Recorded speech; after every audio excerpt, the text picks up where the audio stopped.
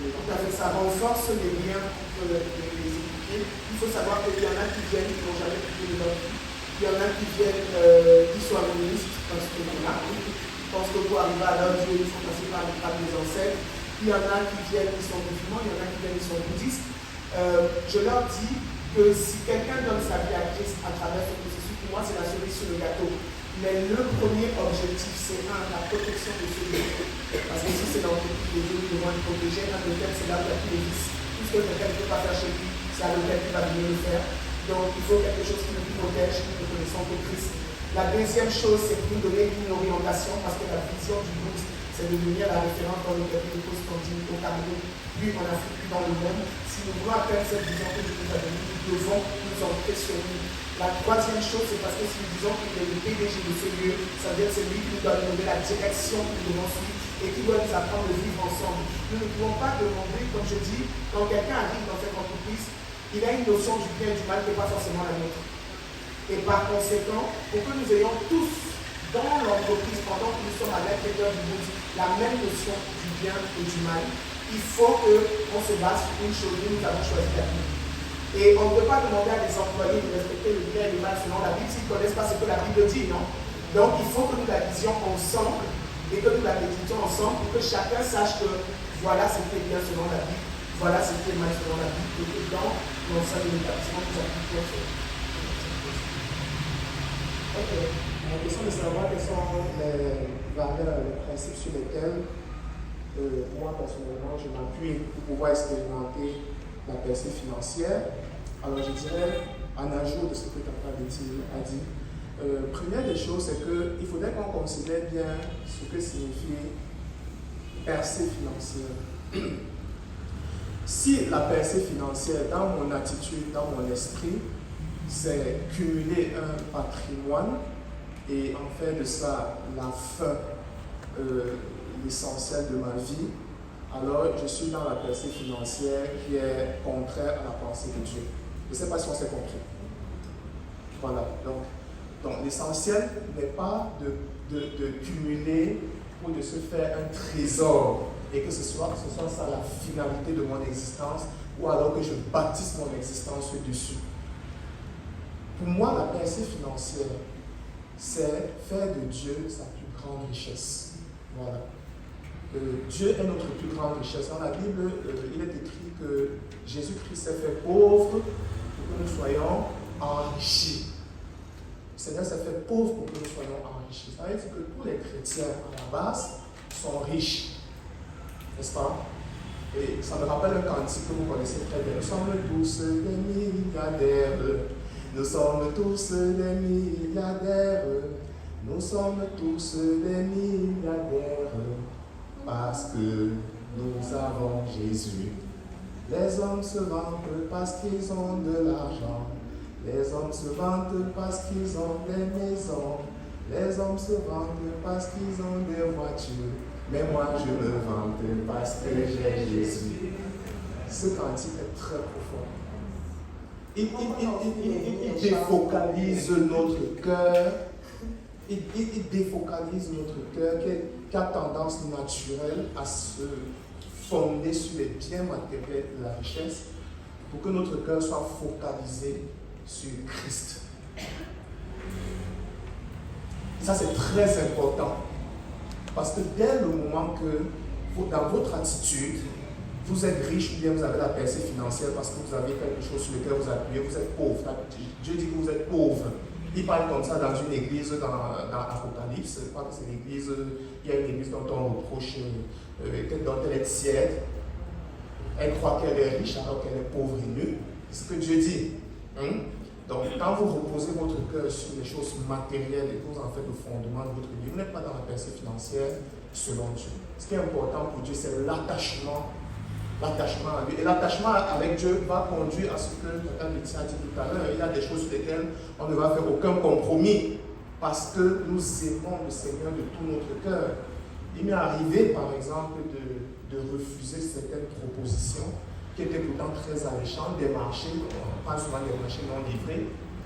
J'ai toujours essayé de comprendre, mais comment est-ce que, expliquez-moi bien la notion de marché non livré là. C'est-à-dire que On te donne un bon de commande, tu signes le bon de commande, tu pars, tu factures, et à la fin, on te dit que tu signes un bordereau de livraison, tu as livré, je ne sais pas, 1000 stylos, alors qu'en réalité, tu n'as pas livré 1000 stylos et on te paye. Mais ça, c'est un faux terrible. Un chrétien qui dit que Jésus est véritablement sa richesse ne peut pas se retrouver dans ce genre de manifestation.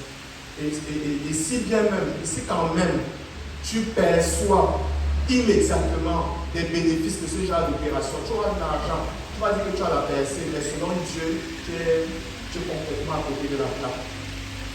Complètement. Donc, parfois, il y a des propositions comme ça qui m'ont été présentées, pour lesquelles j'ai simplement dit non, parce que je ne peux pas, je ne sais pas comment je vais me présenter devant Dieu après et prier devant Dieu, sachant que je suis en train de voler l'État. Ce que je suis en train de dire là, il y a même des chrétiens qui le font. Et ça, c'est très dommage. En fait, ça veut dire que finalement, on confesse un christianisme dont on ne vit pas. Quand on fait de Dieu sa richesse, on ne va pas blaguer avec les employés. On ne va pas blaguer avec leur rémunération. J'ai vu un passage, ça faisait longtemps que je n'avais pas lu, où Dieu disait que les ouvriers, c'est mieux que je lise ce passage, parce que c'est plus intéressant comme ça. Donnez-moi un instant.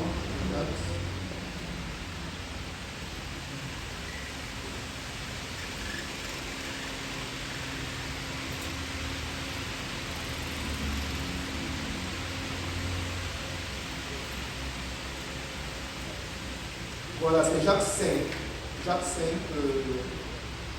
malheureusement, je n'ai pas lu le verset, mais je lis, à vous maintenant, riches, pleurez et gémissez à cause des malheurs qui viendront sur vous. Vos richesses sont pourries et vos vêtements sont rongés par la teigne. Votre or et votre argent sont rouillés, et leur rouille s'élèvera en témoignage contre vous et dévorera vos chairs comme un feu. Vous avez amassé des trésors dans les derniers jours. Voici le salaire des ouvriers qui ont moissonné vos champs et dont vous avez frustré, cri, et les cris des moissonneurs sont parvenus jusqu'aux oreilles du Seigneur des armées. Donc, quand on confesse que Dieu est véritablement notre richesse et qu'on est entrepreneur par exemple, payer ses employés devient quelque chose qui nous tient également à cœur. Bon, évidemment, il y a des situations qui peuvent arriver et qui peuvent faire en sorte que les salaires peuvent être différés. À ce moment, quelqu'un qui est intègre, qui est honnête, va engager le dialogue avec son personnel, qui fait comprendre que voilà, moi c'est ce qui m'est arrivé en tout cas. On a vécu des moments trop.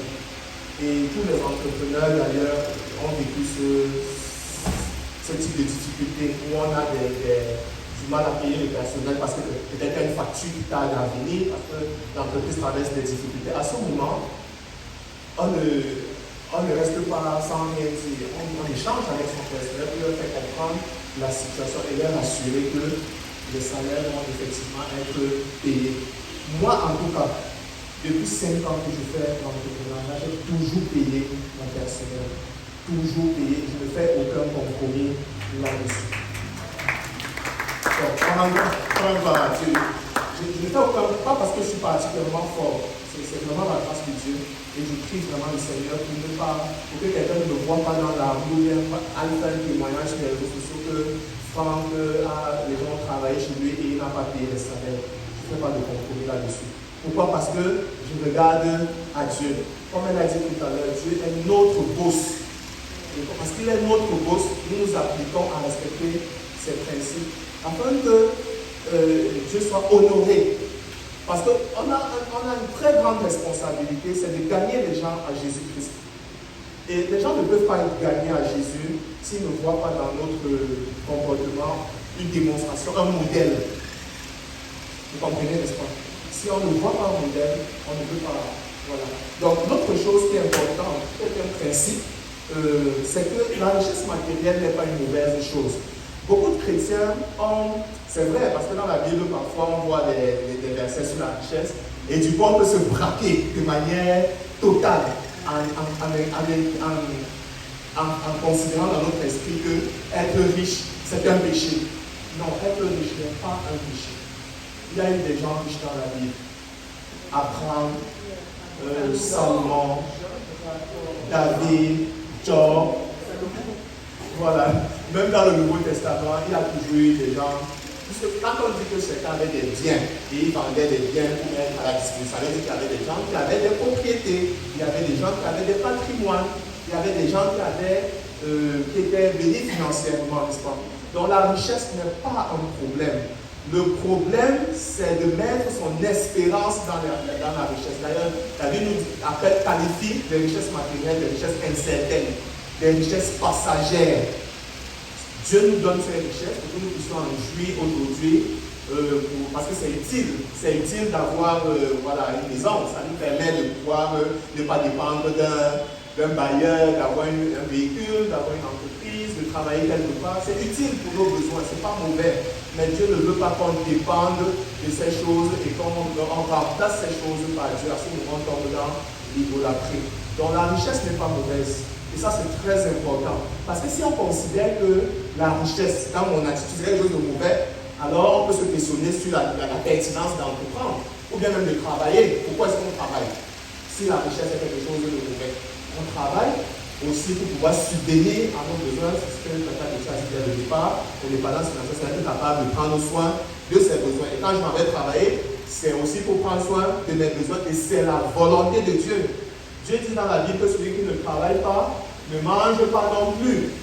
Dieu dit dans la Bible, dans Éphésiens, dans un chapitre d'Éphésiens, que celui qui dérobait ne dérobe plus, mais qu'il travaille pour avoir de quoi subvenir aux besoins des autres. Donc quand je vais travailler, c'est pour subvenir à mes besoins, c'est pour subvenir aux besoins de ma famille. La Bible nous dit que celui qui n'a pas soin de sa famille est infidèle. C'est pour subvenir aux besoins des autres, c'est pour subvenir aux besoins de l'Église, parce que l'Église a des besoins. Oui, l'Église a des besoins, donc il faut subvenir aux besoins de l'Église. Il ne faut pas garder l'argent, il faut sortir l'argent pour financer l'œuvre de Dieu. Donc, il faut qu'on enlève cette attitude qui Dieu peut vouloir qu'on ait certains biens, certains bloqués et n'arrive pas à avoir ces biens. Après, il sanctifie sa pauvreté matérielle. Il sanctifie sa pauvreté matérielle, alors que sa pauvreté matérielle est le résultat d'une mauvaise attitude. Et très souvent, même, elle a parlé de la paresse. Beaucoup de chrétiens sont paresseux. Oui, donc j'ai travaillé avec des chrétiens. Franchement, je me suis demandé souvent si ces gens-ci comprennent de quoi il est question. Mais j'ai aussi travaillé avec des chrétiens très intègres. Actuellement, je travaille avec mon infographe, ça fait 5 ans. Très intègre, très loyal, très travailleur. Franchement, c'est dommage, mais c'est un peu rare quand même. C'est mon ancien collaborateur Sylvain, avec lequel on a travaillé. Sylvain Caillon, on a travaillé ensemble pendant 2 ans. Un exemple d'intégrité, honnêtement. Donc, il faut qu'on change d'attitude. On ne doit pas avoir peur de la richesse. Dieu peut bénir. C'est vrai que tout le monde ne sera pas riche comme Salomon. Tout le monde ne sera pas riche forcément comme David. Parce qu'il y avait aussi des gens qui servaient Dieu qui n'étaient pas riches matériellement, comme Jean-Baptiste, ou bien comme Jérémie, ou bien comme Jésus lui-même n'était pas, c'est pas comme s'il avait des terrains en Israël, il n'avait même pas de maison pour poser la tête, mais il n'était pas indigent. Il n'était pas indigent. Et il n'était pas limité dans la réalisation de son projet, parce qu'il y avait une équipe de plusieurs personnes qui le soutenaient dans son ministère, qui mettaient leur bien à disposition. Et Dieu a voulu ça pourquoi? C'est toujours pour enseigner le principe de l'interdépendance dont j'ai parlé tout à l'heure. C'est pour montrer un modèle. Pour que quelqu'un ne se suffise pas à lui-même. Ce n'est pas parce que je suis milliardaire que je dois considérer dans mon esprit que je suis suffisant. Dieu ne veut pas qu'on soit suffisant, parce que quand on est suffisant, qu'est-ce qui va monter? C'est l'orgueil qui va monter dans le cœur. Je ne suis pas en train de dire qu'on doit calculer les biens de mon frère parce que la Bible a dit que... Non, c'est pas ce que je dis. Donc, on va faire attention. Cette année, il y a un frère comme ça, un frère en Christ, je ne sais pas, qui m'a arnaqué carrément 1,3 million. 1,3 million, on s'est mis dans une affaire, on a mis en place les accords nécessaires. On a même signé un contrat, mais bon, on n'a pas enregistré le contrat. On s'est mis d'accord. Quand j'ai mis les 1 million à sa disposition, il a disparu. Jusqu'aujourd'hui, je n'ai plus retrouvé l'argent. Et il a fait ceci, sachant que je devais pardonner. Parce que comme Jésus a dit que non, pardonnez-vous les uns les autres, il a fait ça sachant certainement ce que je vous ai dit tout à l'heure, que voilà, les biens de mon frère, c'est mon bien. Non, c'est pas comme ça. Là, ça devient la fidélité.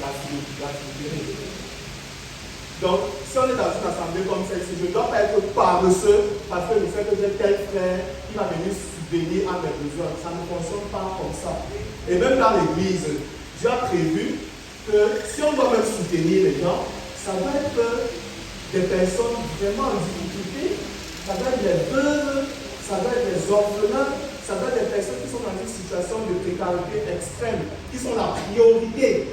Je ne dis pas qu'on ne doit pas soutenir les autres, mais qui sont prioritaires. Donc si moi j'ai mes 4 membres, j'ai une formation, je suis allé à l'école et je me contente de ça. Il y a ce qu'on appelle le faux contentement de la fausse humilité. Voilà. C'est vrai qu'il faut être dans le contentement, c'est biblique. Mais il ne faut pas être dans le faux contentement qui fait que Dieu peut vouloir que tu veux un peu, que tu aies plus, mais tu n'y arrives pas parce que tu dis que non, il y a quelqu'un qui va me soutenir dans mon besoin. Ce n'est pas bien. Donc il faut que le travail soit au cœur de notre philosophie. D'ailleurs, dans le proverbe 31, j'ai pris le temps de bien ce proverbe. Dans ce proverbe, on voit une femme qui se lève très tôt le matin et qui se lève. Attends, on est dans les autres formes. Est-ce que là tu rentres déjà à il faut tourner la sauce. Ça mijote. Ah non, je ne sais pas, j'ai fait voilà. On va aller, on arrive.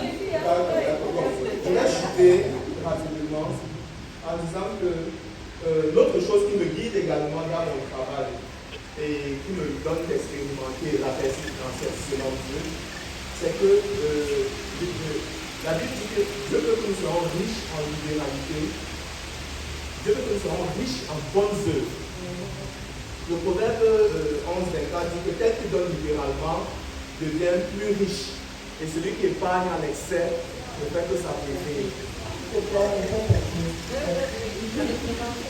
11-24, tel qui donne libéralement devient plus riche, et tel qui épargne à l'excès ne fait que s'appauvrir. Dans tous les sens du terme, que ce soit matériellement, que ce soit spirituellement. Voilà. Donc, le don, la générosité, la solidarité fait partie des choses pour lesquelles je donne une attention particulière. Ce que Dieu nous donne, nous ne pouvons pas fermer nos cœurs à ceux qui sont dans le besoin. Ça doit être quelque chose. Un chrétien donne. Un chrétien donne. Un chrétien qui ne donne pas, je ne sais pas comment on va dire, parce que chrétien vient de Christ. Christ faisait quoi? Il donnait de sa vie, il donnait de son cœur, il donnait de son bien, il donnait tout de lui. Donc un chrétien, elle doit être dans la mentalité de donner. Et ça doit être quelque chose qui nous tient particulièrement à cœur et qui doit guider notre façon de travailler. Même quand nous travaillons, elle a déjà cité un passage qui est très intéressant. Faites tout comme si vous le faites pour Dieu de bon cœur. Ça, c'est aussi une manière de donner. Ça veut dire que tu peux être dans une entreprise. Là, je parle aux travailleurs que vous pouvez être, même si vous n'avez pas touché votre salaire, même si vous avez un différé ou bien qu'il y a des difficultés, qu'est-ce qui peut me pousser de continuer dans cette entreprise-là en ayant la paix dans le cœur? C'est que je travaille comme travaillant pour Dieu, n'est-ce pas? Et c'est ça qui va faire la différence entre moi et les autres collègues qui sont non chrétiens, qui vont baigner dans les plaintes continuelles. Moi, en tant que chrétien, je vais travailler avec la paix du cœur parce que je suis guidé par un principe selon lequel je ne regarde pas mon employeur au finish, je regarde surtout Dieu. Et ça, c'est aussi quelque chose, dans ma collaboration avec les clients, je m'efforce, je ne suis pas parfait sur ce principe, mais je m'efforce de considérer cela. Quand je fais un travail, je fais ce travail comme étant pour honorer Dieu, afin que quand Dieu lui-même voit, il soit vraiment content. Et le chiffre, dernière chose, c'est que nous devons, l'autre chose qui me guide dans mon travail, c'est le fait de de dépendre de Dieu pour la gestion de l'entreprise. Ça veut dire que je ne considère pas l'entreprise comme quelque chose de séparé de ma vie spirituelle. Un peu comme si je soumettais un cas à Dieu par rapport à un client. Dieu ne comprend pas ces choses-là, c'est trop compliqué pour Dieu. Non, il y a des fois, plusieurs fois, j'ai prié parfois pour discerner. Seigneur, est-ce que tu veux que je gère cette affaire? Est-ce que tu veux que comment tu veux que je gère les finances ce mois? Comment tu veux que je gère tel aspect? J'en parle à Dieu. C'est ma façon pour moi de dépendre de Dieu. Parce que la Bible dit que ne vous inquiétez de rien, mais en toute chose, faites connaître vos besoins à Dieu par des prières, des supplications, avec des actions de grâce. On revient sur la reconnaissance. Il faut être reconnaissant. Il faut être reconnaissant. C'est-à-dire que même s'il y a une situation qui est difficile, il faut qu'on cultive cette habitude de rendre grâce à Dieu, même si ce n'est pas favorable selon ce qu'on attendait. Donc, il y a dans ma vie chrétienne, dans ma communion avec Dieu, j'intègre la gestion de l'entreprise, je parle de la gestion de l'entreprise à Dieu, je lui demande de discernement, je prie pour mes employés, je prie pour leur salut, c'est très important. À mon contact, ils doivent voir Christ en œuvre. Je prie pour mes clients quelquefois, oui. Qui prie pour ses clients ici? C'est ceux qui sont regardés. Voilà, c'est très bien. Il faut prier pour ses clients. Parce qu'au finish, la finalité n'est pas nécessairement de faire une belle affaire. Au finish, il faut que les clients voient en moi Jésus-Christ et qu'ils soient gagnés par ma façon de faire. Voilà quelques éléments que